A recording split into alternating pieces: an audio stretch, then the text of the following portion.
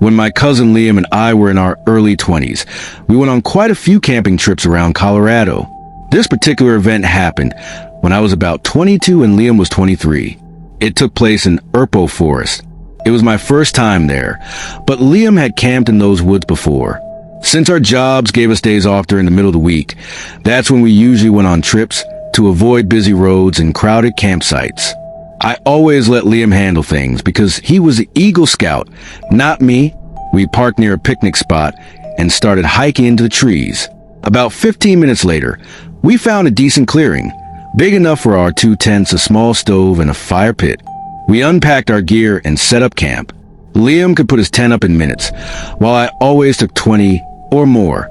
Honestly, I haven't camped since this trip.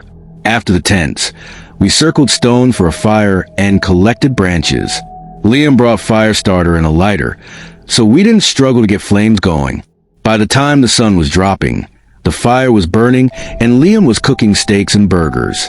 He always went big with camp food, and he's a great cook, so I trusted him completely. Of course, we kept bear spray nearby in case the smell brought one over, though Liam always said that was rare. He claimed the bigger danger in the forest wasn't wildlife, but people. Dinner was good. We cracked open a few beers and played some classic rock on a speaker. If you've never camped, you might not understand how relaxing that vibe is. The firelight, a close friend, and the peace of the woods. Once it was dark, we started card games at a small folding table. First normal games, then we switched to Uno. That's when we heard something in the trees. I stopped the music, and in the silence, we clearly caught the sound of footsteps and someone humming out in the dark. Liam told me to find the flashlight. By the time I did, the noises were gone. He said it was very unusual for anyone to be this far out, especially wandering near a lit campfire while humming. We both felt uneasy, but tried to shake it off and kept playing. Music turned way down. Suddenly, a large stick landed right in our camp. It hadn't dropped from a tree. Someone had thrown it. We both jumped. Liam shouted into the woods, telling whoever was out there to quit messing around. We heard footsteps retreating. I suggested moving our camp, but Liam refused since it was pitch dark. He told me to just keep the bear spray within reach of my tent. The noises didn't stop, though. Branches cracking, sound of someone walking. It wasn't animals. There might have been more than one person. We decided to take turns staying awake to keep watch. Liam volunteered first.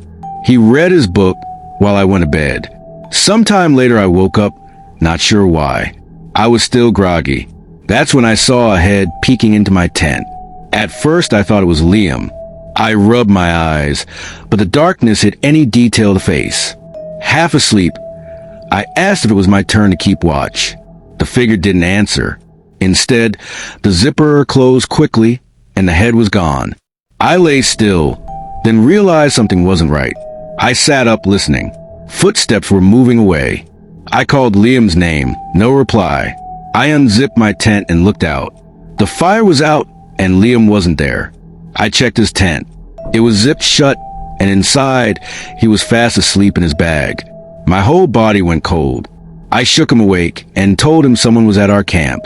It took him a moment to understand, but when he did, he grabbed his bear spray. He admitted he had dozed off while reading. He told me to move into his tent for the rest of the night. To do that, I needed my sleeping bag. He came out with me, watching the area while I ran back to my tent. As I pulled my bag out, the humming started again, close by. I froze, then hurried back. Liam whispered for me to move faster. We got into his tent, zipped it tight, and kept our spray cans close. Honestly, in that moment, I would have preferred a bear to show up. Anything to drive off whoever was stalking us. The hours crawled by. I stayed awake while Liam slept, and those 3 hours felt like forever. Eventually, I woke him so he could take his turn. By then, dawn was breaking, and we packed up immediately. Once daylight filled the forest, we hiked back to the car. Technically, we could have gone somewhere else for another night, but neither of us had the heart for it anymore. The whole experience was unsettling. We just wanted the safety of home. It's been 6 years since that night. Liam still invites me camping, but I haven't said yes.